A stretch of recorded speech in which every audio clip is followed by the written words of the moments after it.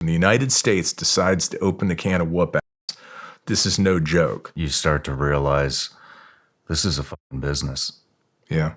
This isn't war. It was when the bureaucracy came in, they tied our hands behind their back. It's like fighting with one leg. I remember when the ROEs came out from the administration at the time, which was the Obama administration's, it was, if you are shot at and the enemy drops their weapon, you're not allowed to shoot back. When the United States decides to open a can of whoop ass, this is no joke. Yeah. And bad things are going to happen. People are going to be injured or killed. Innocents are going to be killed. Families are going to be destroyed, man. Like destroyed. Because like deploying over and over again, that just destroys marital relationships. Pathologies come out from all of that stress that is completely predictable.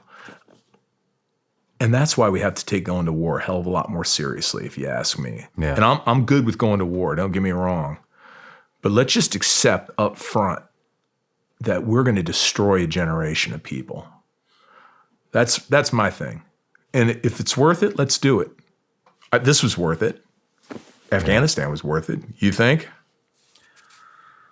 I think in the beginning stages it was. Yeah, we should have left. I do. I think in the beginning stages it was. And then, and then exactly what you say, the PXs started getting built. Burger King showed up. Yeah. Green Bean Coffee showed up. Pizza Hut One at the showed Nashville up. airport. I chuckled when I came in yesterday. It's like, Green Bean's here. And then you start to realize this is a fucking business. Yeah. This isn't war. This is a fucking business. It's a business. Well, this is war made to conduct business. Mm-hmm. And that's when I started to realize a lot of this is fucking bullshit. But the hustle. Yeah, but I do think in the beginning stages that should have dropped the hammer and left. Yeah. It was when the bureaucracy came in, they tied our hands behind their back. It's like fighting with one leg. I always said Afghanistan should have stayed at 200, 300 special operators. That way, and I get yelled at now by like the generals and the senior people. Like, you don't understand, Chris.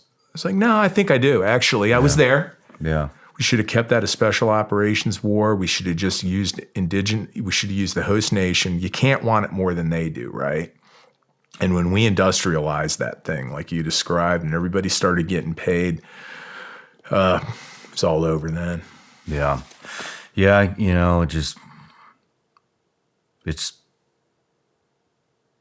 it got to a point where I felt like I was fooled to go in. You had the same thing. I felt like, now I know who the sucker is. It's me. Yeah. You had the same thing? Oh, yeah. What'd that feel like? It still bothers me. Still not over it. I say the same thing. And it sucks. I don't know what to tell kids. I have a big media presence. Everybody knows I was a SEAL. Everybody knows that I contracted for CIA, and I get a lot of emails and messages and DMs and from youth that wanted to fall into those footsteps just like we did. And I got to be honest, Chris, I don't know what to tell them these days. Oh man, that breaks my heart. What would you tell them? Back to my dad, like there's absolute integrity in service, if that's something that's drawn to you. But take care of yourself too. Yeah. There's great nobility in service. And, we always talk about, who do you fight for? The guy and the person on the left and right. And I guess it really comes down to that. But it's like accountability, dude. I sense that our leadership, their example is breaking faith with those that are serving under them. Because I was always raised like, do as I say, do as I do. And I'm telling you, man, working at the Pentagon and you get exposed to all the politics and how that works and the general officers and how advancement goes there. I literally was like, I'm seeing people that are do as I say, not as I do. Yeah, exactly. And I'm like, that's bullshit, because that's not the way I was raised. And I'll tell you what, I'm hearing it when you see these these decisions. Now, the political civilian leadership can make any decision they want. They're allowed to. That's how it works. There's that senior military level that is supposed to provide their advice. And the fact there's a disconnect, I think, with a lot of the people that are seeing stupid civilian decisions that are being made and military leadership not standing up and saying this is wrong. And so they're down there in the trenches, right? They're down there in the team room, and they're being brought up in a certain way. Speak your mind, integrity, ethics, morality, all that stuff that was embedded in us as warriors, right? And then they see their leadership not acting the same way. There's a dichotomy, a disconnect, and that to me is like, that's what really worries me, man. It's like there's a breaking of faith and trust and confidence. That's what I'm seeing. I see it too, and the few acquaintances, friends that I have left in the community, in the special operations community, which is not very many anymore, they all say the same thing. They don't trust the leadership. Did you feel that way when you were in SEAL teams? No. There was always one. Yeah, there was always one officer, but you knew who they were. All in all, no, I didn't feel like that. I did start to feel like that. I'm going to get my years messed up. I really started to feel like that. I did a deployment with the agency in Lashkargah. Mm-hmm. And that was supposed to be, from what I was briefed, the biggest offensive force since Fallujah.